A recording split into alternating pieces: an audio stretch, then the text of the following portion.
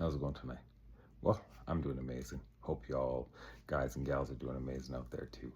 Um, yeah, so I just like to do my shout outs quickly, to my YouTube people out there. Hey, thanks for all the views and everything. And Patak Attack, thanks for the comments, that say that I inspire you. That's pretty awesome. Well, thank you very much. Hey, you inspire me too. So, to the Instagram people, I'd like to give a shout out to the L Bag crew. Thanks for all the support, the comments, the likes, everything, the interactions. It's been great with you fellas. I'd like to, shout out to Nick Sherman.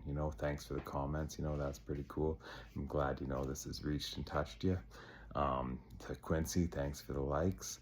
And then Jack Sanguinetti, the Ethan Falcone comment. Hey, thanks. That was funny. I like that one. And I had to take a look. And kiddo, if you're driving that 328 GTS, good on you. I really hope you got to take that for a burn, because if we're fractals of each other, I know I would have driven it. So, anyways, that's just me. That's a driver's car. That's a nice whip.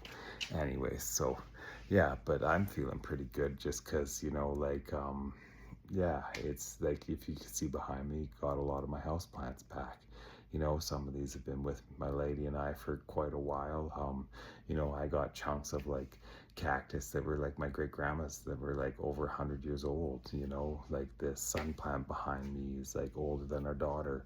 There's a money plant here that had for a long time. We got our ZZ plants. We got, monsteras back, lots of pythos, like our snake plants. It's just, I don't know.